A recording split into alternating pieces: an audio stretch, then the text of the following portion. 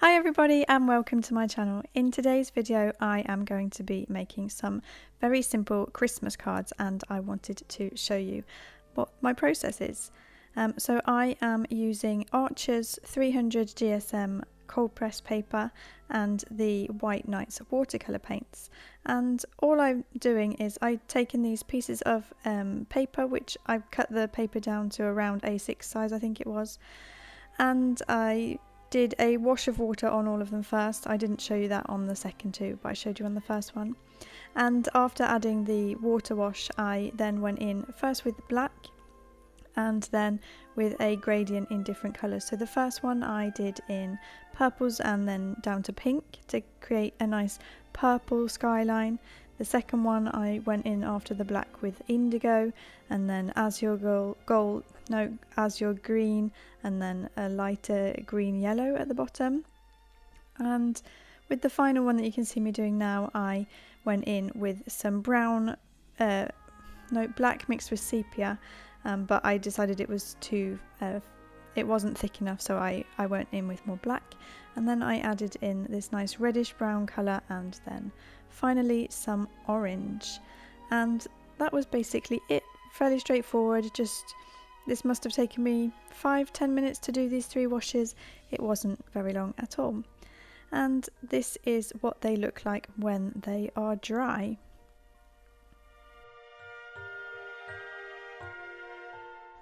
So now that they are dry, I am going in with a mixture of very dark green and black, and I'm just roughly painting in some trees, just going backwards and forwards from side to side and trying to form branches. And I've left this one tree in real time just so you can see how fast I'm doing it. I've sped the others up later on because you don't want to see me painting like 50 different trees. I don't think so anyway. The one mistake that I probably made on the green card, because it was the first one that I did, was that, and you'll see me go back in a second and fix it, is that I decided after I'd painted the trees in the front in the dark that I actually wanted more depth, so I went in and added some more trees in the background in a slightly paler colour green, and that I then on the other cards I did that first because it was much easier to paint over the paler colours with the darker colours instead of going back in and trying to fill in. You'll see in a second where I try to fill in all the little gaps between the 2 trees with the paler colour, and it's doable, but it's not really as easy as if you paint the trees in the distance first in the paler colour and then go back in with the darker colours afterwards.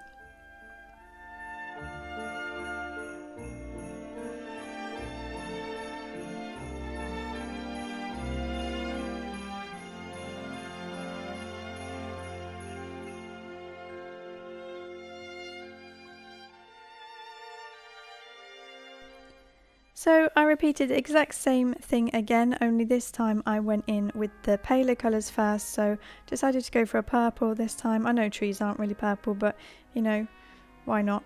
And so I went in with the paler purple first, and then once that was almost dry, I then went in with the darker purple. And I say almost dry because I'm so impatient, I can't ever wait long enough for watercolours to dry, and that's often my downfall, is that they then bleed. But in this case I think it turned out okay.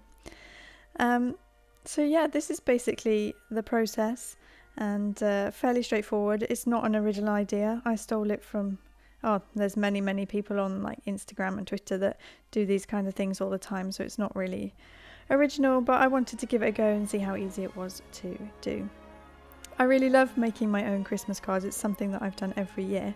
I usually in the past have done more like crafty type Christmas cards where I stamp images or buy little embellishments that I can put onto the front of Christmas cards. But this year I've gone a different direction with my card making, because I think I've painted most of my cards this year, or drawn or painted, instead of relying on somebody else's artwork and then colouring it in, which I think is quite a nice thing to be able to do. Then people get a little keepsake as well, if they want to keep it, of course. Not everybody likes to keep cards. Again, doing the exact same thing. This time on the red brown one I'm going in with a kind of sepia mixed in with black colour, although you can't really tell on this video. And just doing the paler trees in the background first and then going in with some darker colour afterwards. I've no idea why that tree on the right hand side decided that it wasn't going to dry for some reason.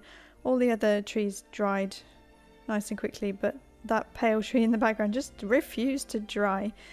So it ended up with a few smudgy branches there as the trees in the forefront, but I don't think you can really tell that much.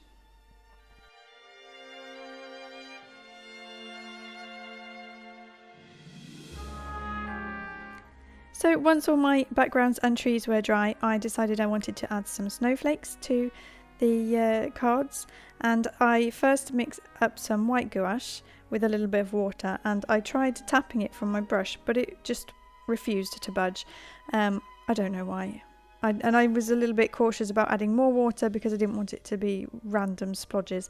So in the end I just decided to go in and dot the white paint all over in a bit of a random fashion, so that, and like getting different sizes and that kind of thing, so it looked fairly like snow, not too uniform. I think it looked pretty good. And then to finish these off, I took a stamp which says Christmas wishes, and then I am using Versamark ink, which is a clear sticky ink, and then you can pour embossing powder on top. Embossing powder is a kind of powder which when you heat it, it forms like a nice shimmery colourful sheen, which you'll see in a second once I've done all the stamping. It's a really cool effect actually. So yeah, I just stamped all three with the same sentiment, Christmas wishes. Nearly did that one upside down, but I realised in time and turned it around, and then just poured on the embossing powder. I tip it then onto this piece of paper underneath so I can pour the excess back into the pot. And this is a silver embossing powder. You can get them in all sorts of different colours, so it's entirely up to you. I just thought that silver was a nice effect with these different coloured cards. And now you can see me going in with a heat gun. I decided to heat the first one from behind, and there you can see the magical effects, how it turns into a nice shimmery sentiment there. I just love watching it. I think it's just like magic.